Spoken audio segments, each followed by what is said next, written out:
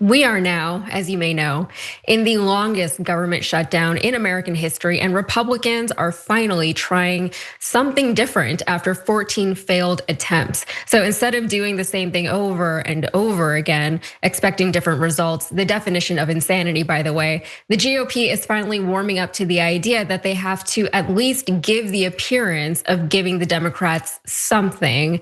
And let's see how genuine their proposal actually is. So the GOP plan involves a vote on advancing the House-passed continuing resolution with the goal of amending it to include long-term appropriations bills and an extension of government funding beyond November 21st.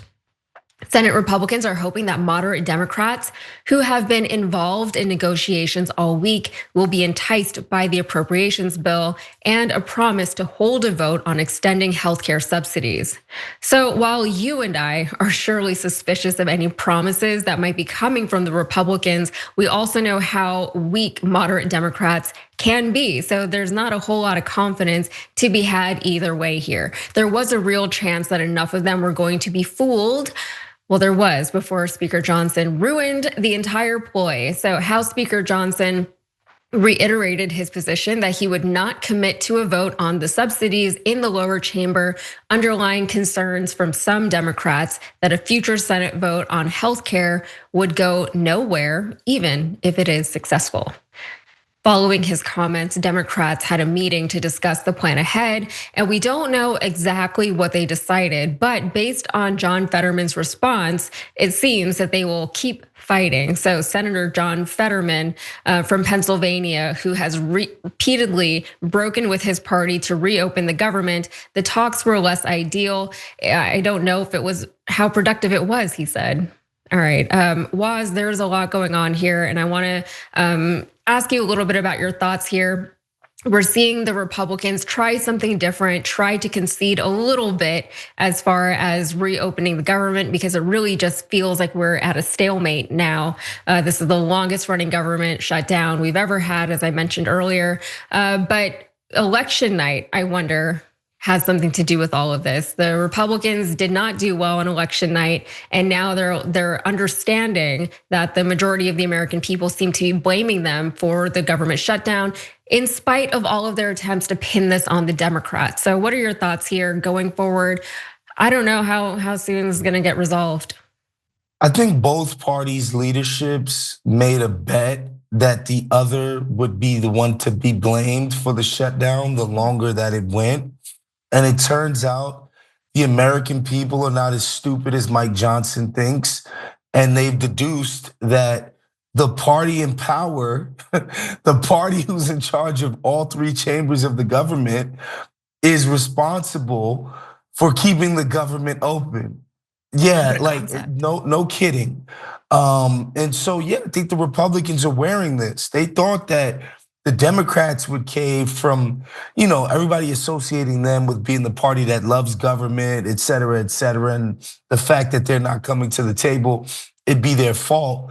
But I think that what they came up with was quite shrewd to just be like, we don't want to ruin people's healthcare premiums. Hello. People's premiums getting, 40% increases. Like, this is nuts. And so, yeah, I think the Republicans miscalculated where the blame game would end up.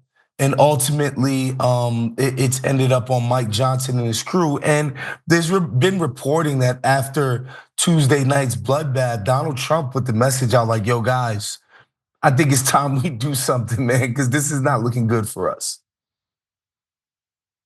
I mean, he did say the reasons why that they didn't perform very well on Tuesday was because of the government shutdown, and also because Trump wasn't on the ballot. That's what he says. So, but reopening the government with Democratic support is plan A, but Republicans are now discussing a plan B, because of course they are. And that plan B is paring back the filibuster. So on Thursday, Senate Republicans discussed lowering the threshold to fund the government during a shutdown from 60 votes to a simple majority of 51, but only if the vehicle is a clean, continuing resolution without any strings attached. The change would not terminate the 60 vote threshold writ large, as there is not widespread Republican support for eliminating it despite the president's recent entreaties to do so. So even that isn't especially likely to pass. Some GOP sources told CBS that they don't even expect that to make it to a vote. And that is ironic because, the filibuster is the reason why a lot of things don't make it to a vote. So we have a lot more to cover, but Woz, any final thoughts before we move on? The Republicans will never get rid of the filibuster. It's literally their favorite thing in the government, is their key tool to obstruction. And the bottom line is they don't want to pass anything. They don't have any goals they want to set out to achieve realistically. They have the government deregulated to oblivion. They have the tax cuts for all of their rich, owners.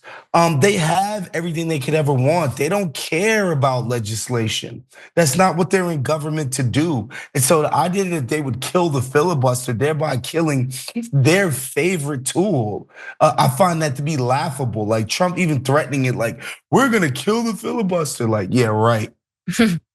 Yeah, I mean, he did say that he wanted to kill the filibuster and then he wants to pass everything that he could possibly think of so that the Democrats will never really ever be in power again because they won't be able to undo what the Republicans have done. So, and I don't want to challenge that because considering what we've already seen coming from this administration, I don't even want to imagine the worst that somebody like Trump could imagine making law in this country. So we will continue to follow this for any updates to an eventual end to this.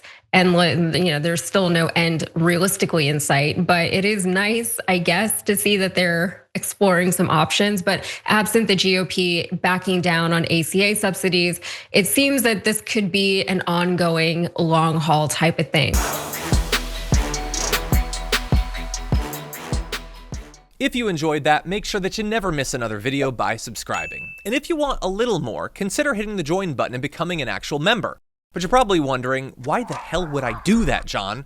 First off, calm down. The stakes in this are very, very low. But also, when you click the join button and you become a member, you get access to bonus content that I make every week, and it's a ton of fun. You get access to tons of custom emojis and more besides that. By the way, if you join at tier 3, you even get access to a monthly member hangout with myself and other awesome people, and we always have a great time. By the way, you'll get all that going forward, but you also unlock years of the back catalog. That is literally 100 or more bonus clips, top 10 lists, debates, and more. What are you waiting for? Click the join button below. Your support powers our show, and we couldn't do it without you. Or at the very least, I wouldn't really want to try. Viewers like you keep me here. So thank you in advance for joining.